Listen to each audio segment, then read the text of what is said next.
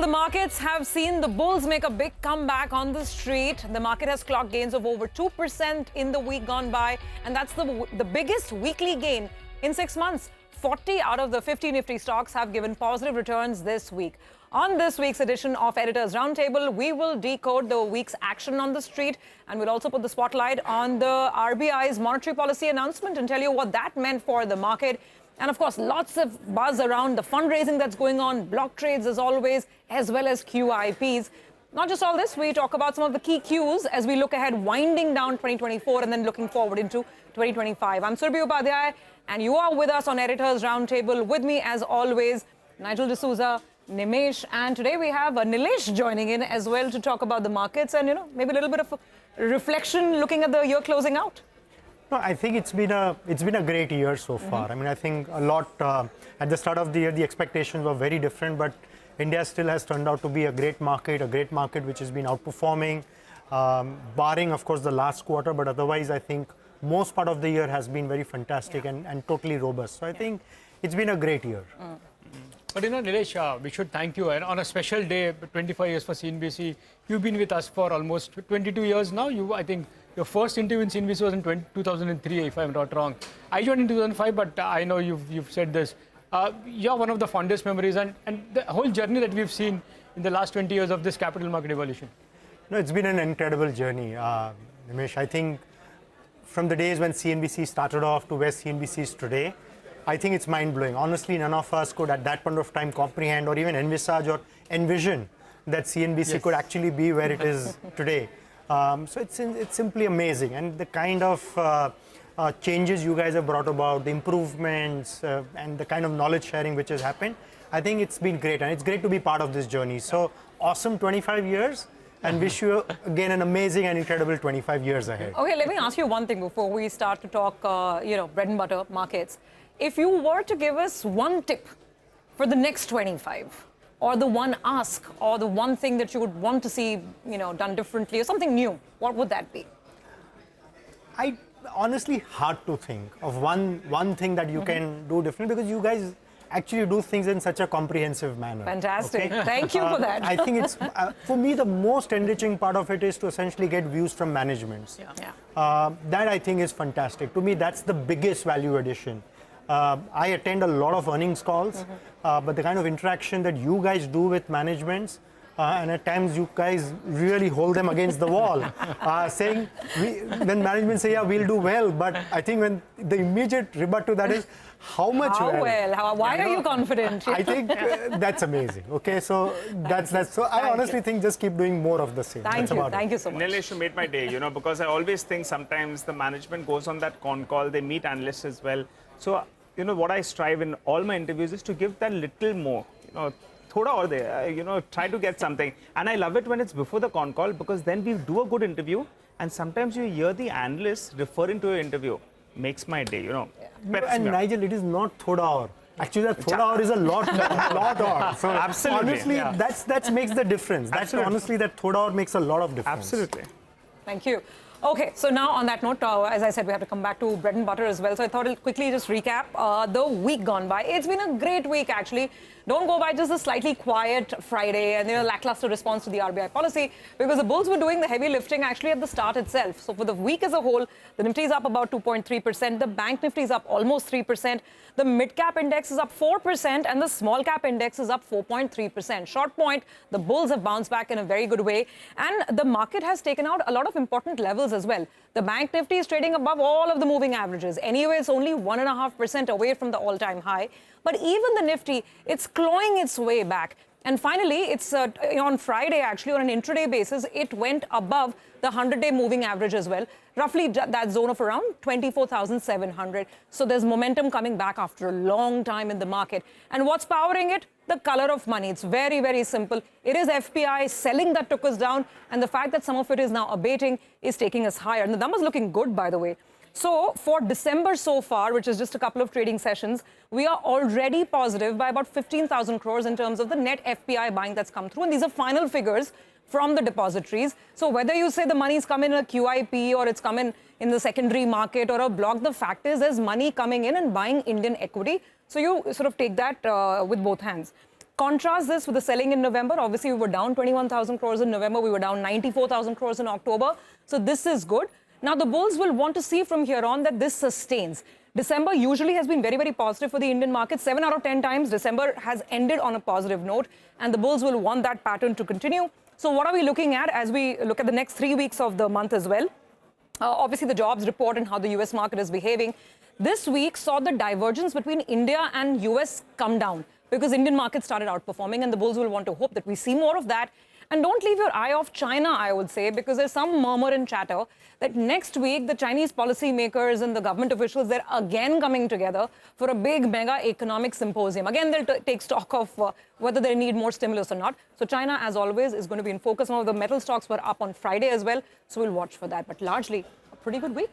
Well, that's right. It was a good week. And since you mentioned the RBI policy, just want to take viewers through the broad highlights of the RBI policy meet. They left the repo rate unchanged, which was on expected lines. The CRR cut, that was the chorus that we heard all through the week. And they went ahead and they obliged, right? The 50 basis points cut is what we got. And because of that, you'll have more than 1 lakh crore of liquidity that gets released into the system. They, though, highlighted in the near term there could be some upside risk on inflation, and that's why they couldn't go ahead with the repo cut.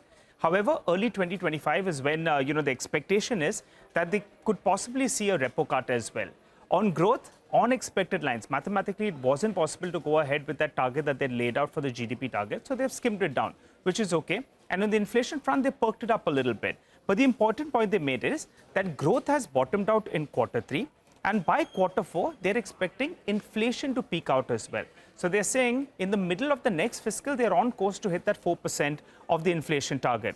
The commentary as well was a little bit cautious with regard to global uncertainties with regard to inflation, but that's just in the near term. On ground, they say the high frequency indicators indicate that Q3, we saw bottoming out. We're seeing increased consumption, particularly during the festive season, and also that capex push is having some result on ground. That's what the high frequency indicators did show up. Government consumption is improving. Investment activity as well was expected to improve. How does it impact? Well, it impacts the banks because they'll have a high amount of liquidity. So it helps their NIMs marginally. Citi had put out a note and they said a few of those banking names will gain a little bit more than the others. But on the whole, those that have lower NIMs, they'll benefit by around 2 to around 5 basis points odd.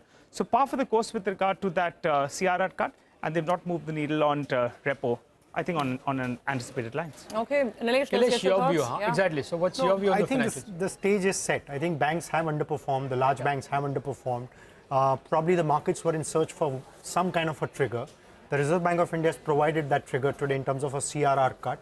This will start manifesting in terms of the performance of banks for the next, maybe over the next 2 or 3 quarters. And then after that, if we do get back onto a sustain even the current 6.5% growth levels and get on to a 7% growth levels plus added liquidity and then rate cut sometime in 25, CY25 seems to be a promising year for the large banks. So, Nilesh, if I want to ask you, as an investor, within the financials, where will you focus on? Banks has got its own triggers, NBFCs will have its own triggers, and MFIs, which have been sharply down. A lot of people believe that even Q3 would be weak, but it's in the price now. So from an investor point of view, where you'll bet on? Will you buy MFIs or NBFCs or private banks? See, I would still think that the best place to be is the fintech space. Yeah. Okay. Within the overall. I mean, if you look at financials, obviously those businesses are different from a conventional bank. But I still believe that it's going to be the fintechs who will keep powering ahead. Sure. The payment companies, the insurance distribution companies, the online investment or broking platforms. These are some of the places which will still continue to be probably the outperformers for a very, very long period of time. These are businesses which I think will comfortably grow at 20, 25, 30%, despite the fact that there's enough competitive pressures and some of the other headwinds that they could face. But I still think that's the best place to be. Sure. Things like MFI, large banks, they're going to be more about just bouncing back or catching up with some bit of the outperformance. Yeah. On financials, since you mentioned this insurance, that's also been one huge story this week again, right? Because there's never a dull moment in insurance, and now the chatter is about some relief on GST for health insurance and term insurance. But that whole nervousness around whether the bank assurance channel will be tightened or not, whether beyond LIC now the agents can go and sell multiple policies, just too much regulatory haze around the pack. Yeah, so the pure insurers will always be subjected to and maybe a bit vulnerable to regulatory changes. Whether it's allowing an insurance company to do multiple insurance products, whether allowing FDI, whether capping what banks can sell, how much they can sell. These are some of the risks that they face. But I think if you were to kind of look at pure distribution companies in insurance, I clearly believe that's the place to be. So that's fintech, distribution, financials, all coming together. That's I think we know which stock he's talking about. Nilesh, you spoke about digital companies, but you're also bullish on the platform businesses, Zomato, Swiggy, a lot of other platform businesses. We saw one accident in one of the platform businesses where you are an holder as well. See Infosystem, MapMind, it's a unique company, so to speak. What went wrong? What is your assessment on why that move of getting into some other business and putting companies' cash into work? Yeah, I mean that's honestly not the best of things. It's honestly unfortunate. What has happened. That's totally unfortunate. But at times, some of these very ambitious managements, at times, basically, they do end up doing some things which probably are not in the best interest of minority shareholders. And that could always get misinterpreted as lack of governance or misgovernance. But I think I still think it probably is the best deep tech story India has. It's honestly a crown in the jewel. I mean, there are rare to see businesses which can take on the mighty global digital monopolies, and this is one kind of really a showcase which India has to the world. So I still think the business has tremendous promise. It's just that this one action has, at least for the time being, pretty much dampened spirits in this. So let's see how it unfolds. It won't have any implications. It won't have material implications in terms of the business, the operational performance, the financial performance. It probably might just get a bit better also. But I still think this was something which probably ought not to have done. Okay. The other hallmark of the week obviously has been this continuing surge in blocks and QIPs and hectic fundraising activity. Nilesh, so I mean, even as the year ends, I think the iBankers are not resting, right? They're definitely not, and it's a good time, a sweet spot for them, right? I mean, so much of craze is there, IPOs, QIPs, block deals. Just guess the number in the last 4 weeks since the Q2 earnings got over till now. How much is the money been raised by QIP and blocks put together? Nilesh, a wild guess. No, I honestly don't know. The number is 40,000 crores. There you go. Let me just go to the wall and explain as to what the activity has been like.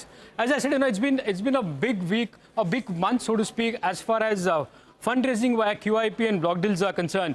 The big number to start with, put together cumulatively between QIPs and block deals, companies' Ps have raised close to 40,000 crores. That is close to $4.7 billion. Yes, the number is right. $4.7 billion raised in just last 1 month via QIP and block deals. I'll run through the QIP data first because that's where the large amount of money has been raised.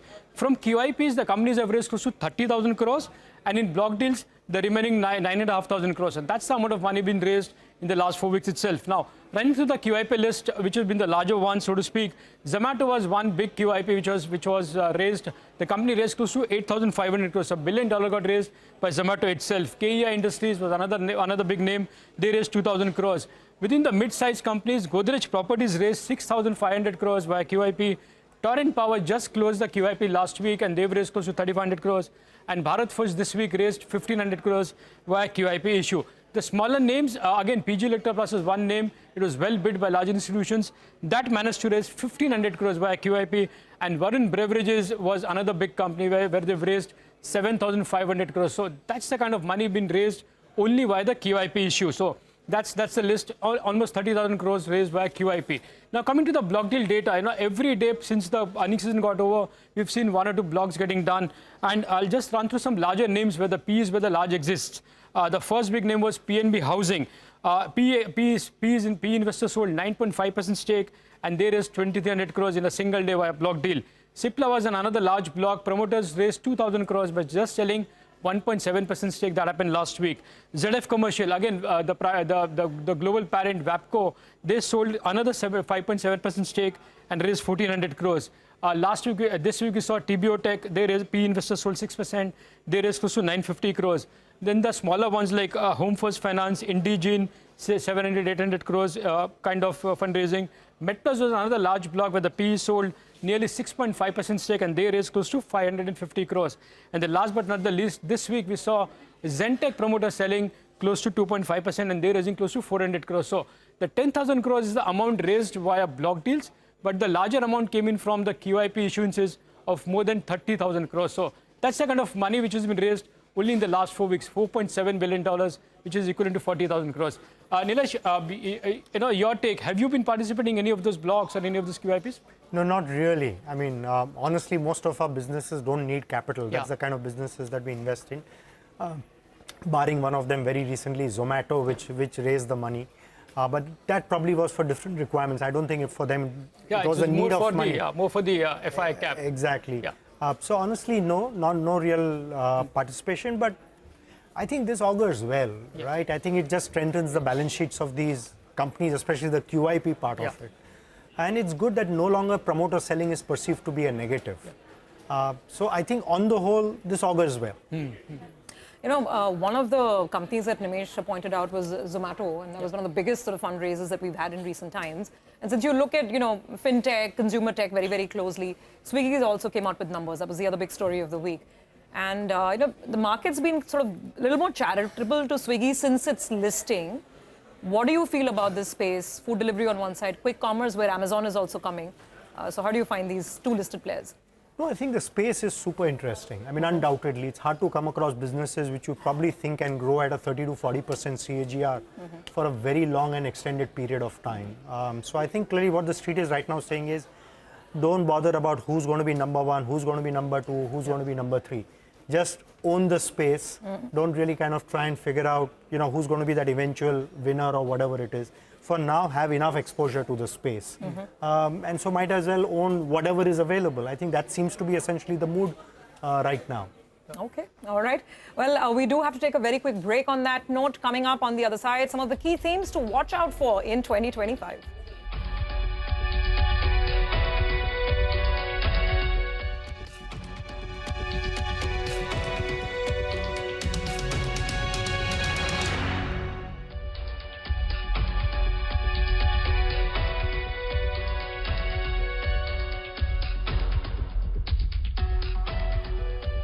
Welcome back. You're tuned into Editor's Roundtable, and we're towards the end of 2024. So all eyes on 2025. We're in conversation with Nilesh Shah.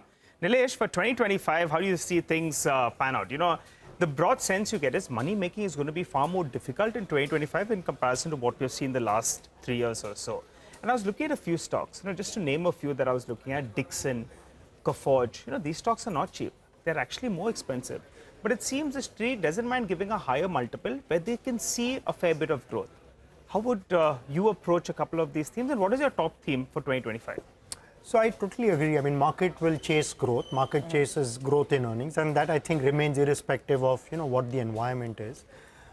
In terms of theme, I still think the whole digital theme will remain the most powerful theme. This is a theme not just for 25, but at least till the end of the decade. As they say, this is India's decade. So clearly, it's going to be the digital champions. These are the guys who will continue to rule, both as businesses as well as stocks. You could go through some bit of a pause mode for maybe a quarter or so, given that they have already rallied or something like that. But any kind of pause in their stock prices, even a bit of a small correction in them, will just create the opportunity to buy. This is the space which probably will keep compounding at 25 to 30% annualized basis for maybe the next 3 to 5 years. When you see those kind of growth rates, the P valuations can really kind of swing even way higher than what we all can imagine. So I still think the big theme for next year is going to be the whole digital kind of thing.